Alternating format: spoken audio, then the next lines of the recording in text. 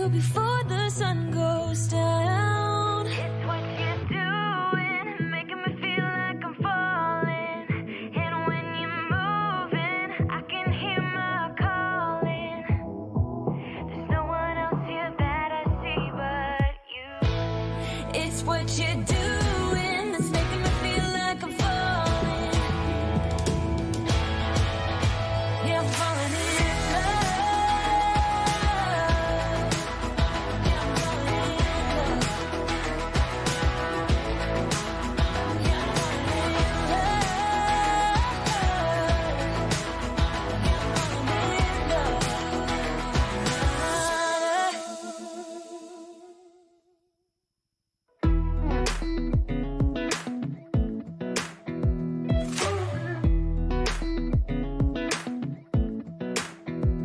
Come a little closer.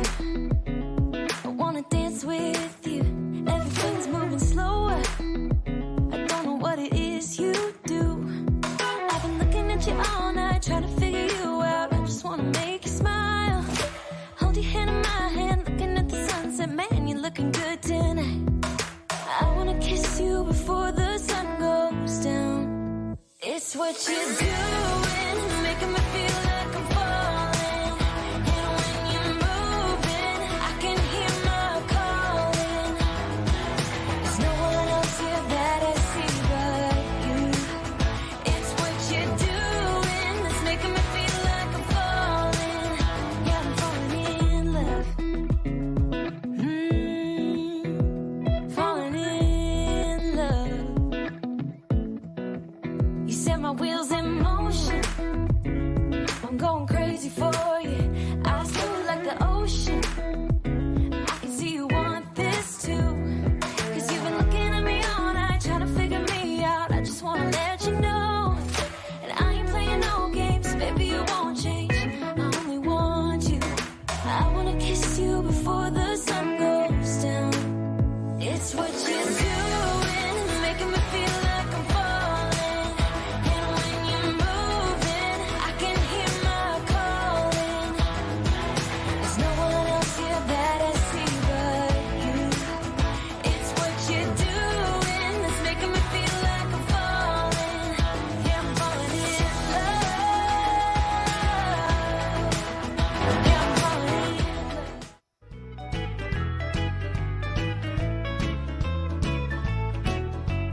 Every day I walk the floor and think of you. And every night I pray the Lord will see me through.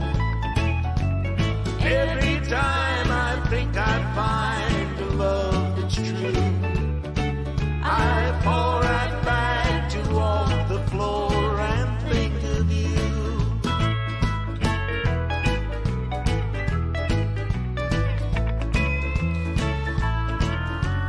Once there was a time when I had everything.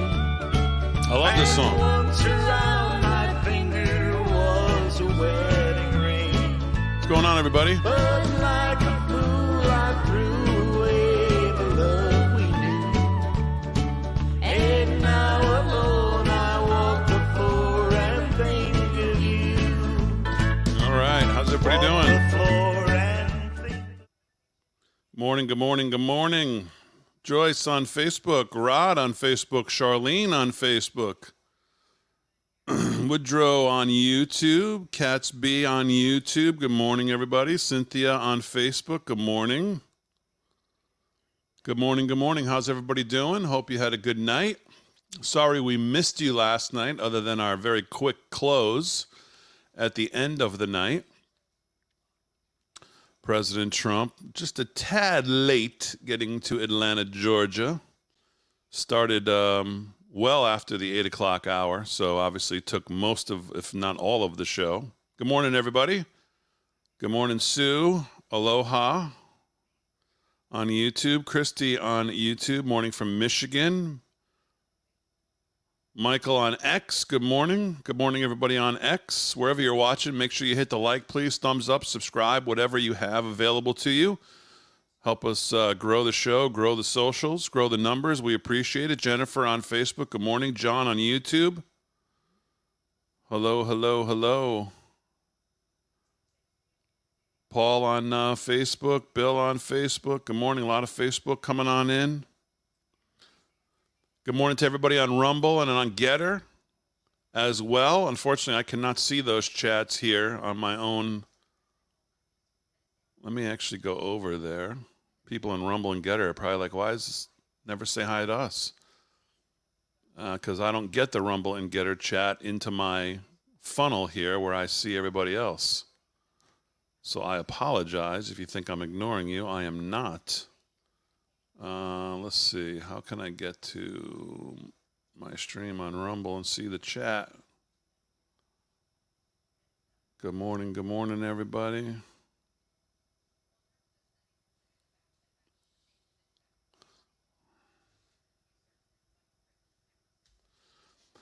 So what's going on, everybody? Here we are. Let me check my own... Jay Gilmore, 55 on Rumble. Good morning. Wheezy Y Cat on Rumble. Good morning as well. Smart ASU. Good morning. LSS 2477. Howdy from Pittsburgh. Good morning. Wheezy Cat says hi gnome. Good morning. Jay Gilmore, 55. That's Delgado's job. Exactly. That's his annoying job. So good morning to everybody on Rumble. Let me just go over to Getter as well. Again, whatever you're watching on, hit the like, subscribe. We appreciate it. Hit the thumbs up as the numbers continue to grow. Why is it on Getter we have literally no... Is Getter actually live? Like, I'm watching myself on Getter, but there's literally nobody there. How's that possible? How is that possible?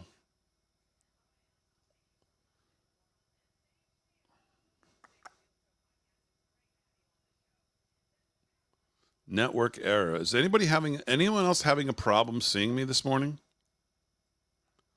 It doesn't look like it. I'm not seeing any comments, but Getter is completely not working.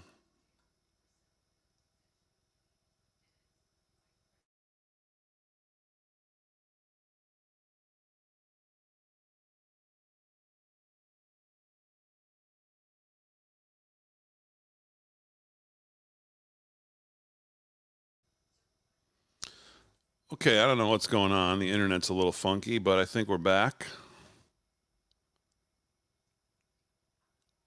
I don't know why Getter is not... I have nobody in the chat on Getter, but yet we are live on Getter, at least from what I can tell, so I'm not sure. So how's everybody doing? Obviously, we didn't have a show last night. No picture and audio perfect. Sounds and looks great, Terry and Leah Dobson says on Facebook.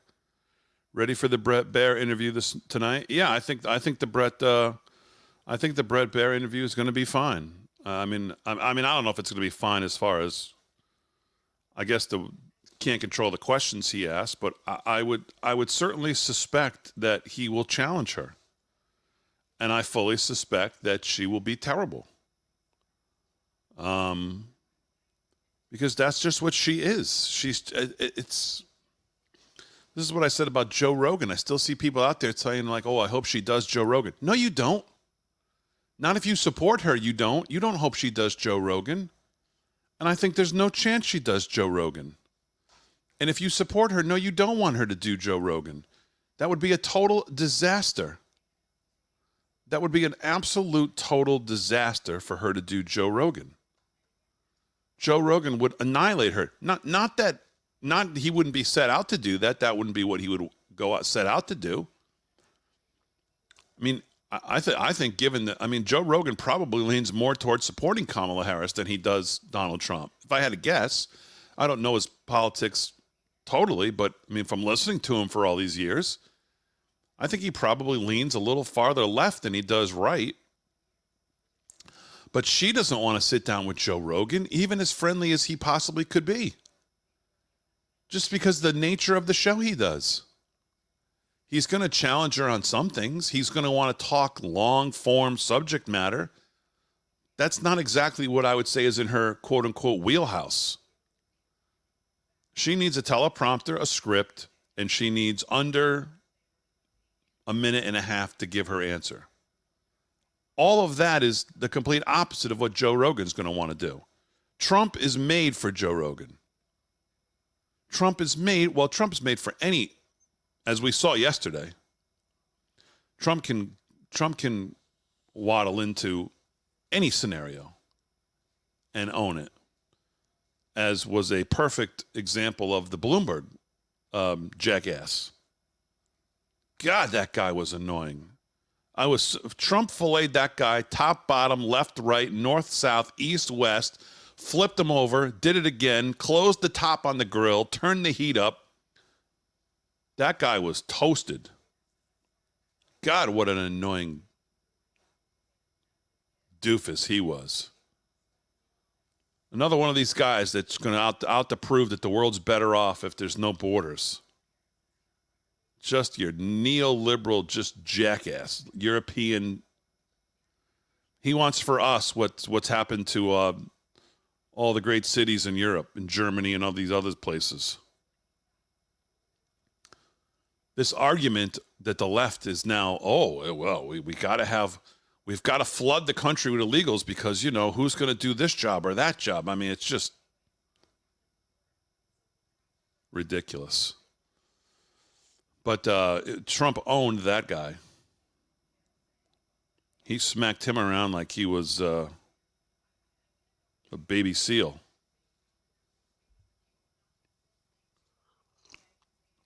He was great.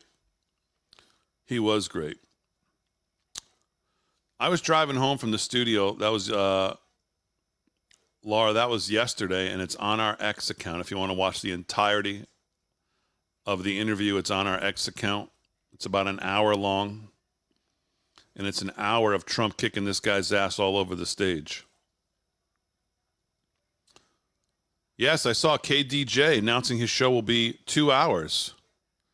And I have to say, I think that's somewhat in part thanks to this audience, who obviously you have all taken to Kevin when he appears on the show. And I love Kevin. That's fantastic. But a lot of you have started listening. And his numbers, they clearly saw an uptick in not only numbers, but texts and phone calls and whatever. And now Kevin's got 2 hours. So I think in small part to this audience, and that's fantastic.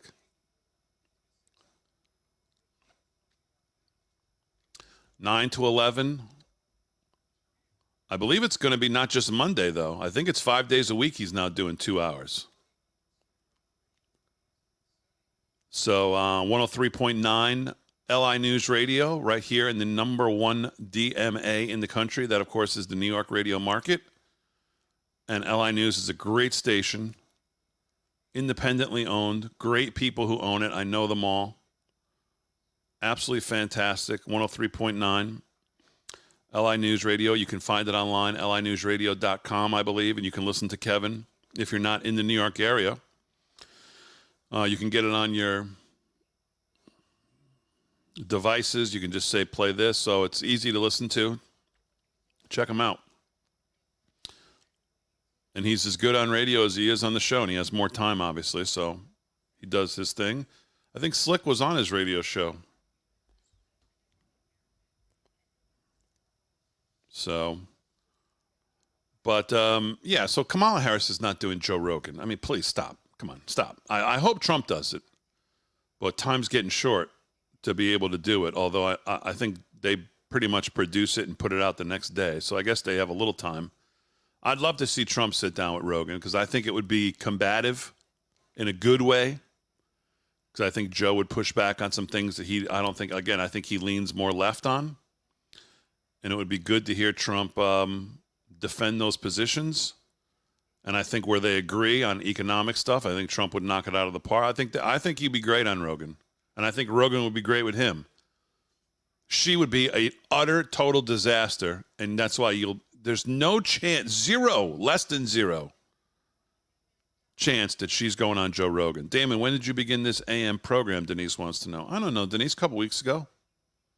month or so ago, maybe a little longer. We try to get on here in the mornings when there's something to talk about. I'd rather have Trump on Bongino. Trump hasn't done Bongino at all this whole cycle. I can't even imagine that. Really? Trump hasn't gone on Bongino's show? Bongino's cryptic sometimes. I see texts, I see tweets from Bongino, and it's like, well, wait, I don't know if his health is I don't know what's going on with him sometimes. I mean, obviously he's got a great show. But I don't know what's up with him sometimes. He tweets like this cryptic stuff, and I don't know if he's talking about politics or he's talking about himself. I would love to see Trump with Rogan. I would too, Ro. I think he'd be good. Good morning. Good morning, everybody. Glad you're in. Make sure you hit the like and subscribe. So we didn't get to do a show last night. And I just saw a notification this morning. Looks like Trump's now put a rally in on Friday night. So I don't know what the Friday night deal is going to be. And, of course, that's going to affect the odds makers once again. So if you're out there and you're participating in the odds makers, I don't know what we're going to do between now and the election, because it's going to be hard to find time to get it in. So I think now Trump is doing, let me just check and double make sure I'm correct.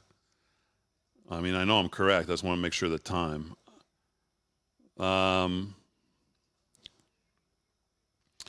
Today's the 16th.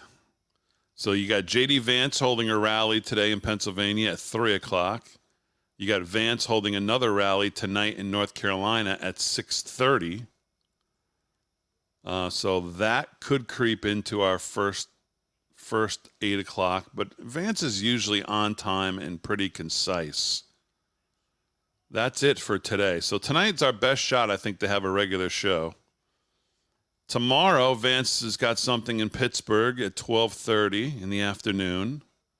And then Trump's doing the Al Smith dinner tomorrow night, so we'll be covering that. Harry on the Highway will be at the Hilton in New York City for the Al Smith dinner, and that's scheduled from 6:30 to 9:30. And obviously, Trump's going to do his shtick or whatever he's going to do. You know, the Al Smith dinner has always been a place where you kind of take one night away, kind of like not exactly, but like the lame-o, God, it's so lame, the White House Correspondents' Dinner. Only time it was ever good was when Imus went down there and filleted everybody. But other than that, it's just, ugh. But the Al Smith dinner has always been a night where you can remember the famous when Trump was there 8 years ago and said that he bumped into Hillary and she looked at him and said, "Pardon me." And he said, "Well, we'll just have to wait and see on that." Which at least she showed she had somewhat of a sense of humor as she laughed. I'm sure inside she was dying. But Kamala's not going to do the Al Smith dinner, as my recollection is that she's decided that she's too much of a pretentious yuppie to go to the Al Smith dinner because she has no sense of humor. She doesn't have the ability to even be funny. Even with somebody writing jokes for her, she couldn't deliver them. Trump delivers them without a joke writer. He's just naturally funny. He naturally has timing and understands delivery. She has none of that. So it doesn't surprise me. She's not going to attend the Al Smith dinner. At least that's the last I heard, unless she's changed her mind. So that's Thursday night. And now Friday, the 18th, Trump is going to be at the Oakland County Community Roundtable in Oakland County, Michigan at 5 p.m. And then he's holding a rally in Detroit at 7 p.m. So you can bet your bottom dollar that 7 p.m. is not going to happen when he's doing a 5 p.m. roundtable, because that 5 p.m. will probably go till about 7, and then he's going to have to move from one location to another. So I would suspect Friday night we're going to be in tough shape to do a real show. So if you're out there listening to me now and you're part of the odds makers, I think we may be out of luck again for a second week in a row. And that's just the way it's going to be until the election, because you're going to get 2-3 events a day as they continue to load up the calendar. And that's just the way it is. That's the way it is. All right, let's take a look at a couple things here. Markets this morning. Dow Jones up 165 right now, 45 minutes into the trading day, 42,906. S&P up a little bit, 5822. NASDAQ down slightly, 18,297. Russell up almost 1%, 2272. The volatility index sits at 20. Oil right now at $70.25 a barrel. The 10-year sits at 401. Crypto, Bitcoin has made a nice move, finding some resistance right now at the top of the channel that it's in, 68,282. Ethereum 2643. And as we know, nobody cares about XRP, Litecoin, and Bitcoin Cash. So that's where we are with the markets. Let's enjoy this just one more time. This is good. It's going to be my new sign-off when we go to commercial. I'm not going to give Fran my cue. I'm going to do this instead. I think it works much better. Let's see. How many claps is that? 1, 2, 3, 4, 5. 5 claps. Point to Slick Rick. Throw my head back. Chain, chain, chain with the trolley. I think this is going to be my new go to commercial. Yes, I think that's going to be it. I'm almost positive. What do you guys think of that? Cue the way I've been queuing, or go to the new Tim Waltz cue? I think the Tim Waltz cue is the way I should go. Trump schooled that dude. Trump didn't school that dude. Trump filleted that jackass from Bloomberg all over town.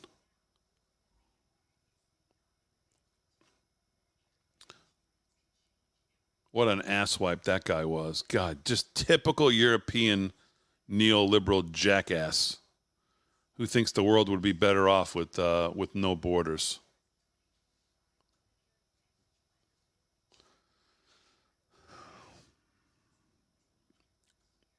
Has Waltz quit bowing yet? No, he has not. He has not. He has got full Richard Simmons energy like we've never seen before.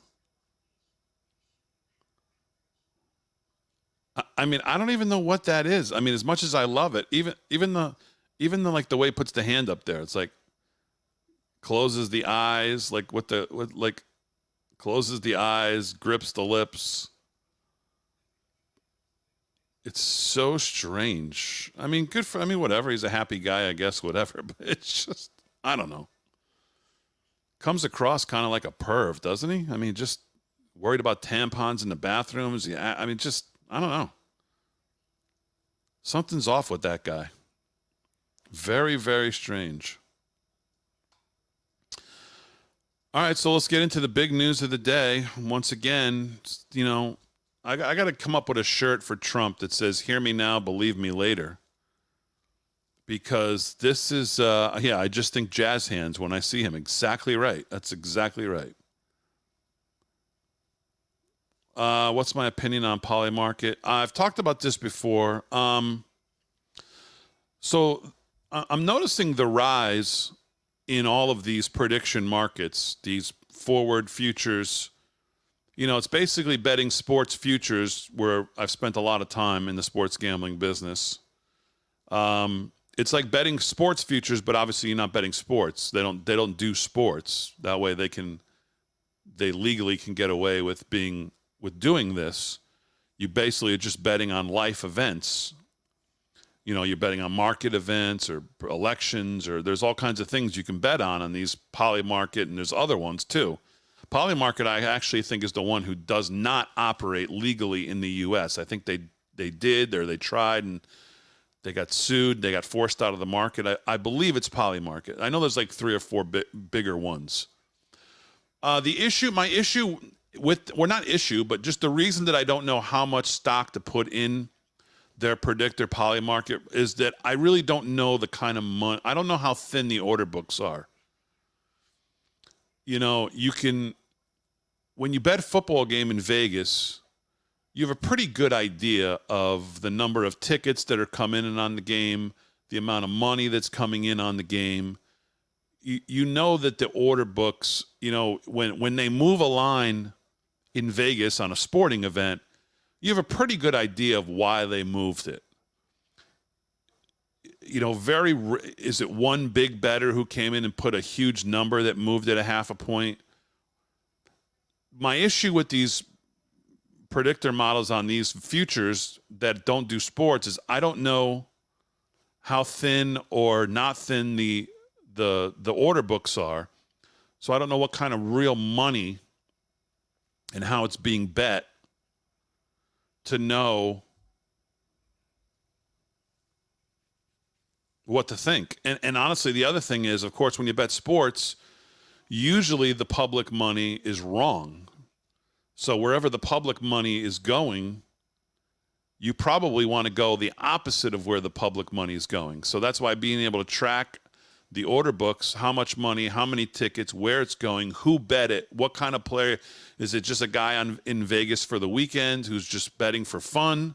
Those guys usually, that's how they build those casinos, on the backs of those kind of guys. Or is it a big money that came in from somebody who we consider to be, what we say is a little more sharp, who might be, you know, understands what they're doing. So in sports, all of that's not easy, but you can figure it out. On these things, I just have no idea. So when I see Trump continuing to move up, I don't know is that because money's being bet on him? How much? How much money does it take for it to move a point or 2 points or 3 points up? So like this morning, I think on Polymarket, he's like 61 and she's like 38, 39. So they've been really deviating away from each other. He keeps going up, she keeps going down. But I don't know how to justify or clarify what's making that happen in these markets. I just don't know them well enough. So that's the best I got on that. I don't know the order books. So I don't know how to follow or track what it really means, and how, most importantly, how much it takes to actually move the market. So what I was saying was we need a T-shirt for Trump that says, "Hear me now, believe me later," because once again, here we go. Trump fact-checked in the debate with Kamala Harris over crime and what the numbers were. And as we've been saying for a long, long time, isn't it amazing? When it comes to jobs, the only revisions you can ever find are down. When it comes to crime, the only revisions you can ever find are up from these federal agencies. No matter what month it is, no matter how far it goes, no matter what they tell you, when it comes to revisions, on crime, you can bet your bottom dollar that they're always going to go up. And on jobs and other things like that, economically, you can bet they're always going down. And that's the pattern. And that's what we see. And they always just figure, well, we put the jobs number out, tell them we created 4 million jobs. And then 6 months from now, we'll say, oh, well, actually 3.9 of those weren't real. We created 100,000 jobs, not 4 million. But at that point, who cares? The damage is done. No one will notice. And what are they going to do about it? Well, it's the same thing with these. As Real Clear Investigations titles, stealth edit, which is exactly what they try to do. They put the crime numbers out. The media, it all goes back to that old Nancy Pelosi wrap-up smear. Put out what you want. Let the media run with it. Then we can point to it and say, oh, look, CBS is reporting. Oh, look, the Washington Post is reporting. Oh, look, MSNBC is reporting crime is down. Trump goes to the debate, says crime numbers are up. David Muir says, oh, no. ABC has reported on this. Crime is down, don't you know? Crime, FBI's numbers, crime is down. There's no truth to that. What are you talking about? You're misleading. You're fake news. They do all that. And then here we are a month later, 3 weeks before the election, and what happens? Ooh, just quietly in the shade of night, the FBI, the old stealth edit, quietly revises violent crime stats.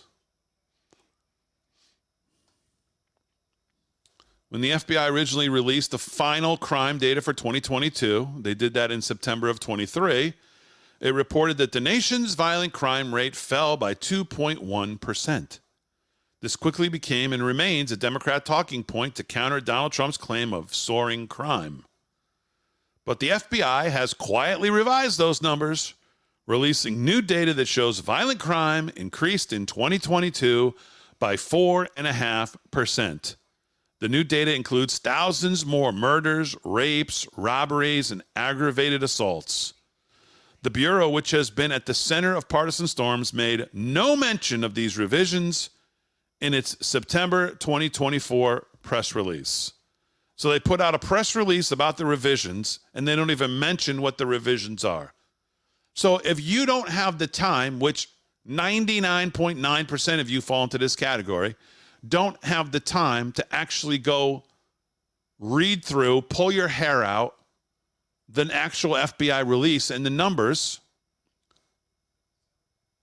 you would never know this until somebody like Real Clear Politics or somebody actually goes through it and writes about it.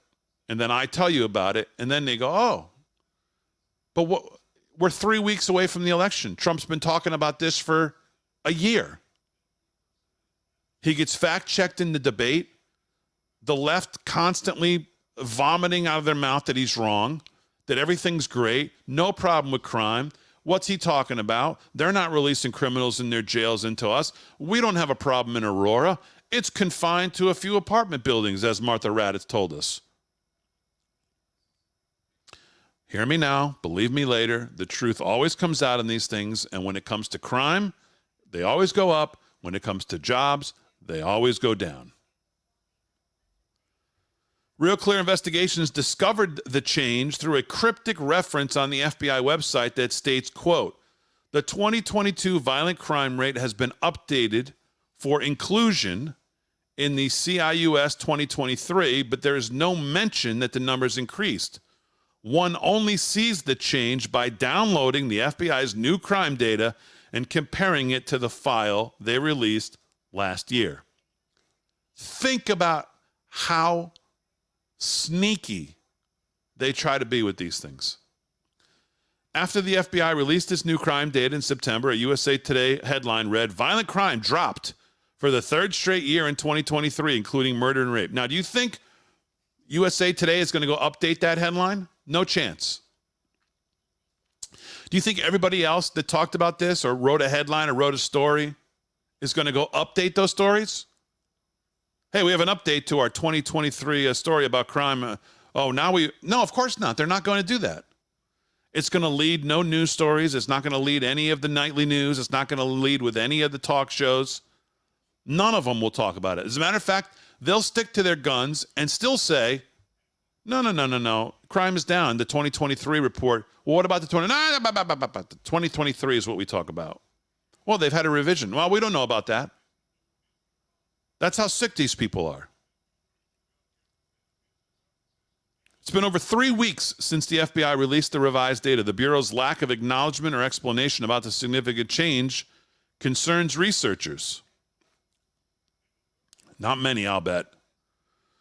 I have checked the data on total violent crime from 2004 to 2022. Carl Moody, a professor at College of William & Mary who specializes in studying crime. There were no revisions from 204 to 215, and from 216 to 220, there were small changes of less than 1 percentage point. The huge change in 2021 to 2022, especially without an explanation, makes it difficult to trust the FBI data. It's up to the FBI to explain what they have done, and they haven't explained these large changes. Dr. Thomas Marvell, the president of Just Tech Research, a criminal justice statistical research organization, told Real Clear Investigations. The FBI did not respond to our repeated requests for comment.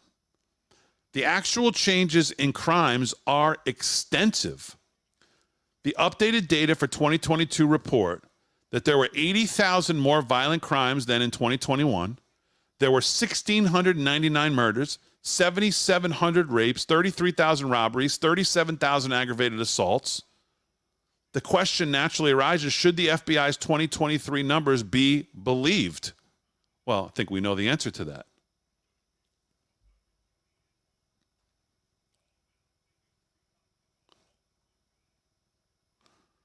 Without the increase, the drop in violent crime would have been less than half as large, only 1.6%, instead of the reported drop of 3.5.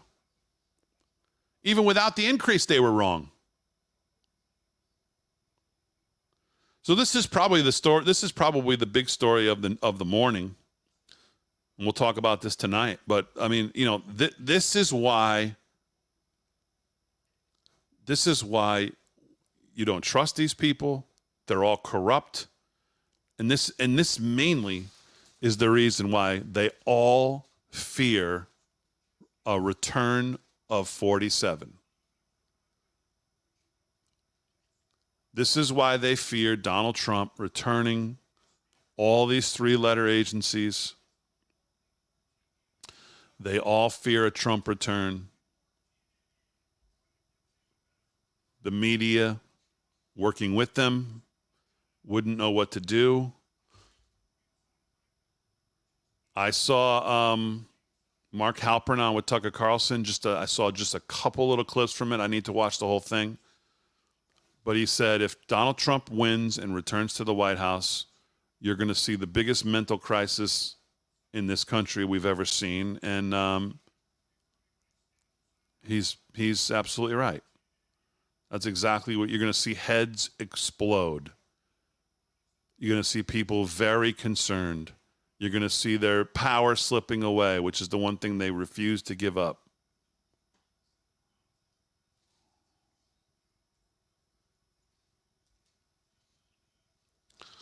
We'll see if we can find a little bit of this.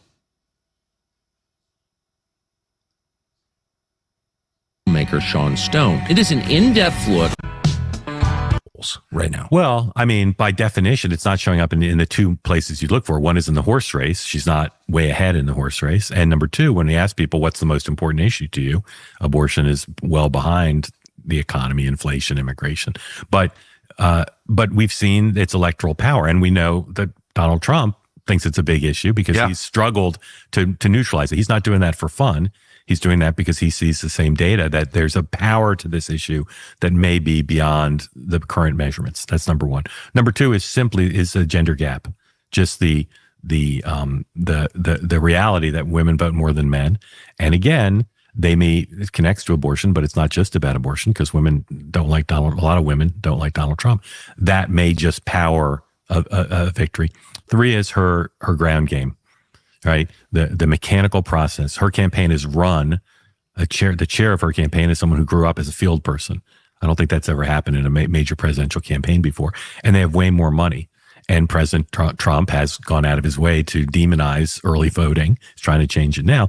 But the mechanics of that, if it is in fact close, people say that could be worth 3 points. 3 points could well be significantly bigger. Yeah.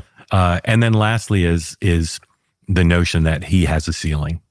That if the third party vote is very low, and it's much more likely to be low like it was in 20 than high like it was in 16 from the Libertarians and the Greens and Cornel West, then it may be that he can't get above 47%. That this simply, we call it Trump fatigue or January 6th, whatever you want to call it, it puts off limits to him some number of voters that she may, in effectively a two-person race in the 7 states, may be able to get to 48, 49, and he can't. Those 4 things are what give Democrats hope that they can win. But in my reporting over the last week, Republicans are not measuring the drapes and picking the cabinet, but pretty close to it. Not at the level they were at the convention when Joe Biden was still their opponent, but there's extreme confidence that they're going to take the House, take the Senate, take the White House. Democrats are somewhere between worried and freaking out. And by the way, that is what, speaking of going back to the prediction markets, as we've said before, that's what leads the markets right now, at least upon last check, is that a sweep of all 3 by the Republicans is, I believe, what's in the lead. As nice as that is to think about, is somewhat hard to believe that's, I mean, it's not hard to believe given the situation the country's in, but I mean, just given how divided we are, it's hard to imagine. And we've been hearing about a red wave for a long time in the midterms and then in election years, off years, special elections. It just continues to not develop. Mark brings up valid points about their ground game. That's not a surprise. We all know that. We've complained about it for years. And this is where we're going to find out where the RNC spent the money, and where the RNC has been involved. My biggest complaint about 2020 is that the RNC was caught flat-footed. The White House was caught flat-footed about what was going on in these states, what was going on with these state legislatures, the laws that were getting passed right under their nose that allowed votes that would not have been counted as votes even 3-4 months before. If the election had been held, then they were in November of 2020 because of what happened in the state legislatures. Republicans were completely clueless to what was going on. Mark Elias and all of his merry band of thug lawyers walked into all these states. We're going to find out if they learned anything from that. We're going to find out if they're ahead of the game. Where did they spend all the money? Did they spend it in the right places? A lot of you have been telling me you still don't see commercials. Still, yes, you see a lot of signs, you see a lot of flags, see a lot of things on front yards, but you're still not seeing. I mean, that ground game he talks about, those are the things that worry you. If this thing ends up being razor sharp, razor close, maybe it's not. Maybe it'll be an early night, and maybe we'll just find out that she is who we thought she was when it comes to being a candidate, which is why she has never won anything or even made it to Iowa.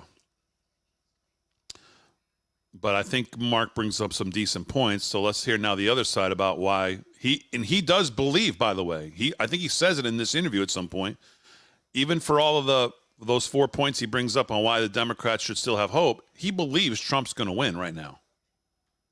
And her conduct and her capabilities as a candidate are not reassuring them. If they were honest about it, they would say, as some of them have started to say, how could we have dumped Joe Biden for someone who has a few advantages over him, but has many of the same problems? And by the way, some additional problems of their own. And I think they're recognizing that when you choose a candidate like that, you're taking a bit of a risk, and the risk may not pay off for them. So on what basis are they evaluating the race? Like, what polls are both sides, people, you listen to the smart people with predictive success over time, like what are they looking at? Well, they're looking at the reality that the race may be back. As some Trump people told me immediately after she became the nominee, we may be looking at a situation where she's back to where the party's back to where they were when Biden was the nominee before the debate. Okay, before the debate, he had one electoral college path, which was to win the 3 Great Lakes states and the Nebraska congressional district. And that's it. No one's ever won when they had one electoral college path. It's, margin of error, but not impossible. But they were going to have to be all in on that because Biden was not going to win the 4 Sun Belt battlegrounds. She's edged back closer to that. Okay. She may be able to win them or 1 or 2 of them, but it's possible that those are going to be as off limits to her eventually as they were to Biden. And she's weaker in the Great Lakes states than he is. So if you look at if you look at the private data and where things stand, these races are close. And if it's within 2 points, if Trump consistently has a 2-point lead or a 3-point lead or a 4-point lead, does that mean he has to win the state? It doesn't. But it's the consistency that has come in the last couple weeks in both parties' data, where she has come down and he has come up a little bit, that make them worried that she simply hasn't done enough to win. Her problem is, I say, the P problem of policy. People the undecided voters just don't understand what she's about. And she has not done, some of them find it insulting how little she's explained what she's about. And we really don't know. I've known her a long time. I've covered her a long time. I've studied her positions and her public policy engagement. I don't really know what she stands for. I don't really know what she do as president. I don't really know what she believes in or why she's running. And you contrast this with Trump, where even his enemies can tell you right away what he stands for, what he would do in a second term, at least the big picture. And his problem is personality. And he's done almost as little to address that issue as she's done to address hers. And that means I'm amazed. People said for so long, so many people in the electorate don't want Trump or Biden. They want a third choice. You don't really hear that now as nearly as much, but it's almost as true. Not as true because she satisfies a lot of Democrats who are not satisfied with Biden, but a lot of Democrats and certainly a lot of independents and centrists and moderates They don't like either of these choices. And that's part of what Democrats are looking at, because I think in the end, as much as she's not satisfied people's desire for knowledge about her, they won't vote for Trump. They just simply don't want 4 more years of Trump. And she's turned to that message in the last 24 hours the way Biden did. Now, I don't know if she'll stick with it, but she's now emphasizing this notion of we can't go back to somebody this unstable and this unattractive in terms of personality. And that's what she did yesterday on Charlemagne the God. And it's all getting desperate. It's all seeming coming from a desperation standpoint. I mean, the way the media, by the way, we haven't spoken about this, the way the media has taken the Trump town hall from the other night when the 2 people passed out, the way the media has taken that and now tried to turn that into this coming from a party who told us for 3.5 years that Joe Biden was mentally fine. Joe Scarborough told us this was the best version of Joe Biden. We all saw with our own eyes what was going on. All these people who are now commenting on this town hall from the other night told us Biden was completely fine. None of us knew what we were talking about. He's sharp. He's on it. He's going to run. He's going to serve another 4 years. He's got it in him. Those people now are commenting on Donald Trump the other night because he had 2 people who passed out, and Kristi Noem decided that since they couldn't open the doors, they would shorten this thing up, and the president wanted to play some music. I listened on the way home. I don't even know how I ended up getting on it. I think I was flipping around. I just wanted to hear. I always like to hear what they're saying because I don't want to live in a bubble. I listened to Lawrence O'Donnell on MSNBC last night driving home, his opening segment of the show, and I just couldn't even believe what I was listening to. Them saying, if this were Joe Biden, imagine trying to compare Trump on stage playing music. They said he was just standing there lost, like he didn't know where he was or why he was there. I mean, just the blatant, utter phoniness of all these people. I guess because they know they're talking to just programmed SEALs who are not paying attention to Trump rallies, not watching what he's doing, and they just can frame it the way they want, and the people listening will go, oh, wow, yeah, he's losing it. With no context of what had happened, no context of the people, the medical emergencies, no context of what the president said as far as, do you want to play some, do you want to hear a couple songs? Kristi Noem saying to him, maybe we should, it is very hot in here. Him trying to get the doors open, Secret Service saying no. Him saying, I told him to open them anyways. Them deciding to cut it short. No context of all of what we all saw with our own eyes on stage. The back and forth, the audio, none of it. Making him out to be a dementia patient on stage with no idea what he was doing, why he was playing the songs he was playing. No clue of what he was doing. I literally could not believe what I was listening to. But that's where we are. That's what they're going to do. They know their audience doesn't know the difference. They're not paying attention. They didn't watch it. But anyway, so good. This is. I'm sure this is a good. I want to watch the rest of this. But Mark Halperin does say to Tucker later in this thing that, from everything he can see right now, he thinks Trump wins. Obviously, the other big news. I guess it's big news. I mean, again, is anybody really surprised that we know Liz Cheney is an absolute scum weasel? No, we all knew that. So again, are we surprised at the Salem witch trials, as I called them for years? Is actually worse than that? No, none of us are surprised. Are we surprised that Liz Cheney is a gold-plated, empty suit, phony, backstabbing? No, of course not. None of us are. So when we see this, of course, your first initial reaction is like, oh, my God. And then it's like, oh, well, of course she did. Of course she did. Her hatred for Trump trumps, no pun intended, anything else, including the country, by the way, which should tell you a lot about her and her family. following in daddy's shoes, leaving politics with a worse approval rating than her dad's 13% when he left. And of course, everybody, the first thing you want to know from this is, okay, yeah, I'm not surprised. All I want to know is what can happen to her and what should happen to her. And unfortunately, the answer to both of them is going to be really nothing. And that's the bottom line.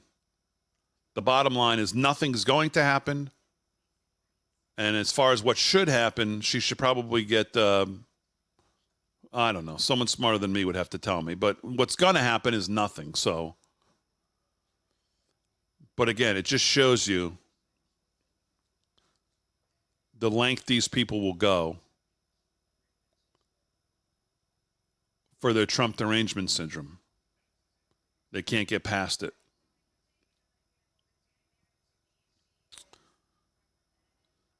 So, yeah, there's that.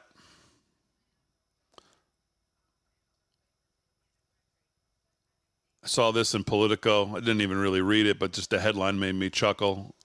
Some federal employees are fearing Trump 2.0. They're all fearing Trump 2.0. The entire deep state, bloated, behemoth federal government is all fearing a Trump 2.0 because it's not just Trump. They're fearing Trump.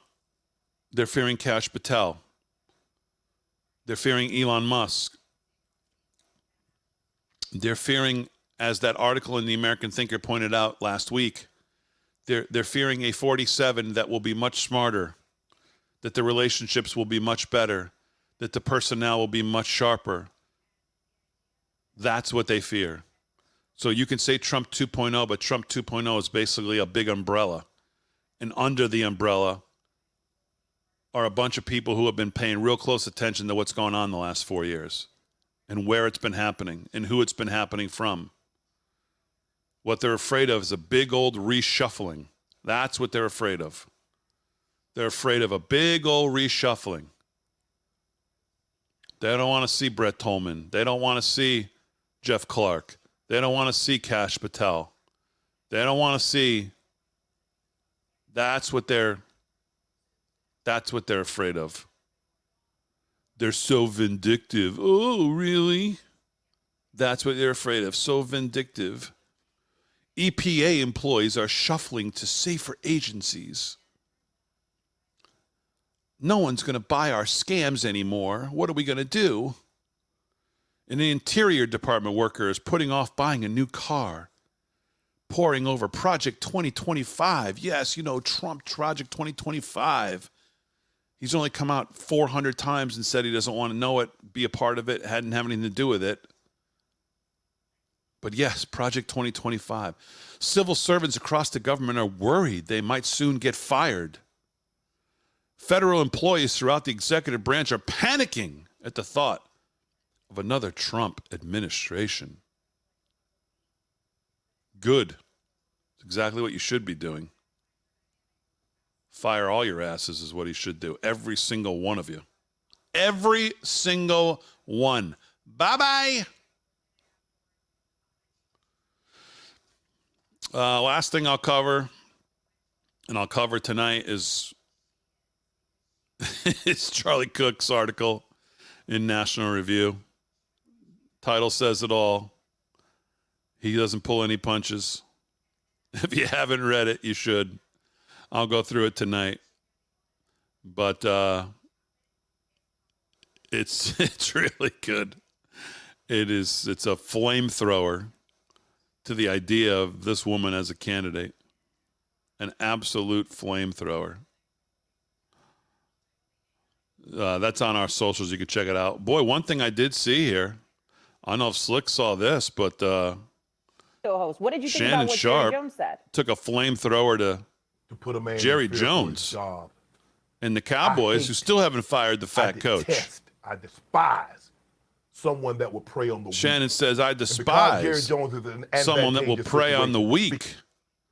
If the Cowboys don't win another playoff game or another game as long as Jerry Jones is the owner, I'll be the happiest man in the world, Shannon Sharpe said, torching Jerry Jones for threatening a Dallas radio host. So I didn't hear this.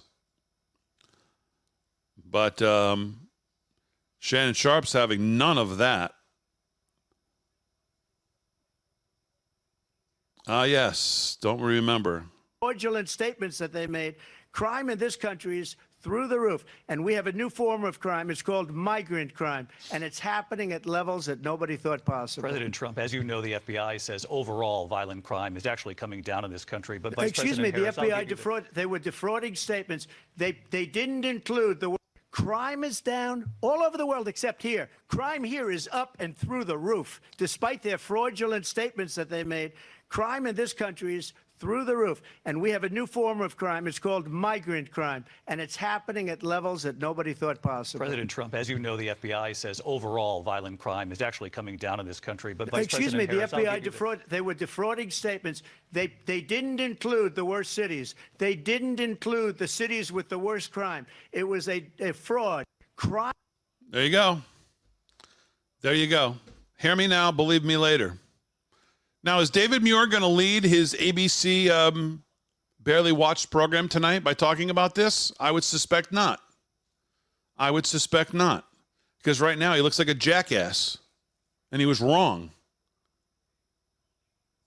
And as a journalist, do you think you would have done maybe you could have found the numbers yourself? So let's see if he reports on it tonight. The numbers are out there now. Does he want to report on it, even if he didn't find them himself? Real Clear Investigations found them. They're out there. It's all over social media. Is David Muir going to lead his program tonight by talking about this? I suspect not. And at 6 o'clock, we'll be watching Brett Baer and Kamala Harris anyways.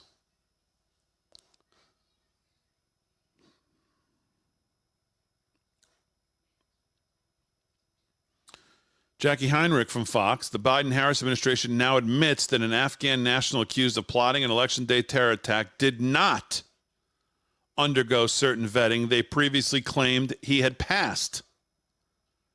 Oh, well, what do you know? And you wonder why that little weasel, that little bald-headed stooge in the briefing room that day didn't want to answer any questions.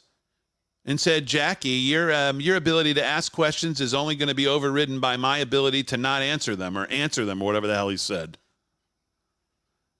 No wonder he didn't want to. Again, the truth always finds its way out. Nasir Ahmad Tawadi was never vetted or approved by the State Department for special immigrant status, despite officials from other agencies claiming that he cleared that stringent process. Additionally, sources familiar with the investigation tell Fox that Nasir Ahmad was not well known to the U.S. government when the administration facilitated his departure to the U.S., despite his security role with the CIA in Afghanistan. Fox has learned that he was employed as a local guard outside the base perimeter, and he would have been among the most thoroughly vetted U.S. partners. The news upends claims officials made last week that he was vetted 3 times. So here you go. Once again, now we know why the Department of Homeland Security the other day, when questioned from Jackie Heinrich,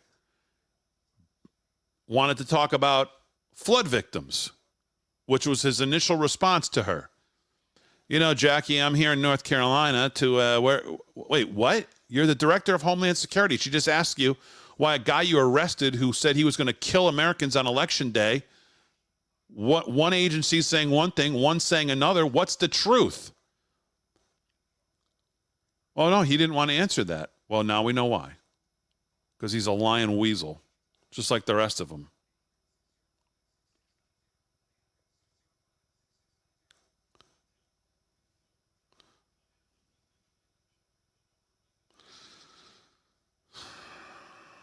Unbelievable. Unbelievable.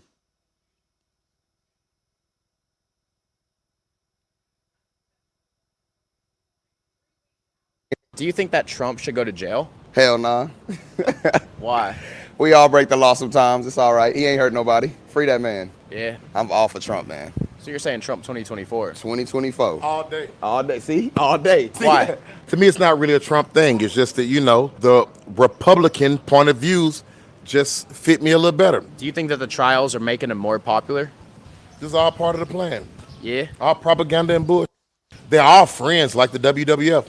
Trump, Biden, Obama, they're all friends. This ain't nothing but a series. You get a chance to write, direct, produce, and star in your own episode of life. I'm for the Trump point of views because, I mean, to me, he's just a businessman. Everybody that talk against him, talking personal. Nobody's even talking politics. I think he's a pretty good politician because he's not a politician. He might be a narcissist. And as far as that racist shit, everybody got motherfuckers they can't stand. And to be honest, he can't stand the same type of motherfuckers he can't stand. And they're not black, they're not white, they're not Hispanic. He can't stand bitches and niggas. It's 4 kind of people on this planet. 4 kind of adults. Men, women, bitches, and niggas. And every race has them. He's not really down with the bitches and niggas. I'm tired of them too. And when he was here, nobody was out fighting the war. Him and Dennis Rodman killed the shit with the dude in North Korea. Kim Jong-un. He was the first president to go to North Korea. Everybody was getting money. Yeah. Shit was cool. I'm Mr. Nobody, and I was balling.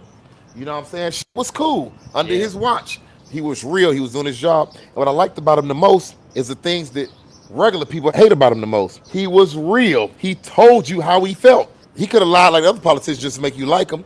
One thing about him, you know what you're dealing with. You heard it here first. There you go. There's some interesting analysis, but I mean, he's right.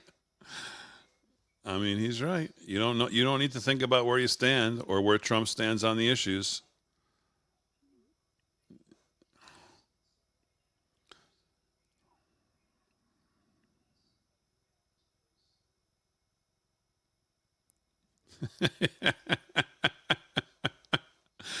What's the acceptable number of apartment complexes taken over by illegal alien Venezuelan gangs? A handful, my final answer. Jeez, what a moron she is. What an absolute moron. The FBI revised data is everywhere. Again, who's going to lead with this? And they're all the people who told us all this time that Trump was wrong, that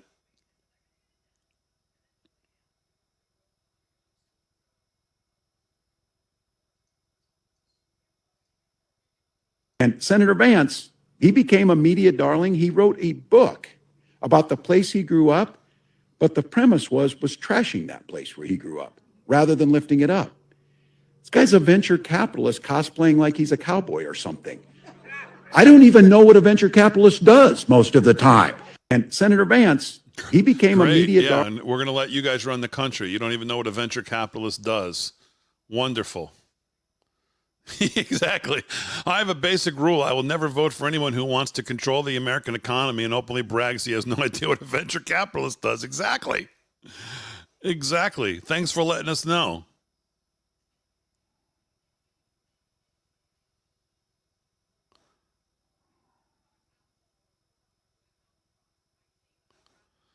All right.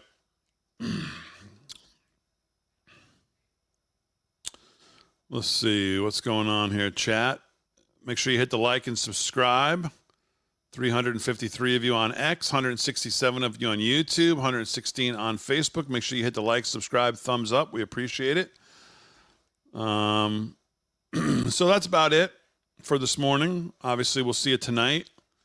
If JD Vance gets started on time by 6:30, I think by 8 o'clock he should be pretty much clear. So we'll probably have pretty close to a normal show tonight. So we'll see you at 8 o'clock, Real America's Voice. Thank you, everybody. Nice to be with you as well. Thanks for tuning in. I have fun with our little morning streams here. I like them a lot. Virginia, thanks very much. Thank you all. Thank you. Thank you. Very good, Kathleen. There you go. That's what everybody, if you can vote early, everybody, you got to do it. Bring people with you. We got to vote early. Swamp them early. Swamp them early. So.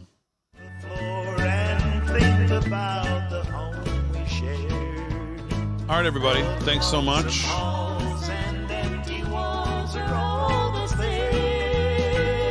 I will see you tonight, 8 p.m. Real America's Voice.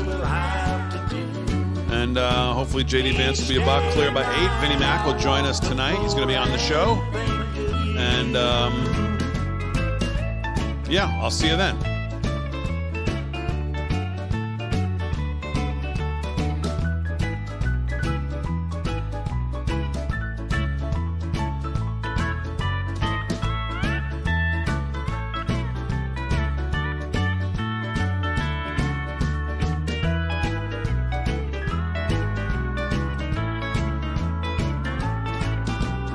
Walk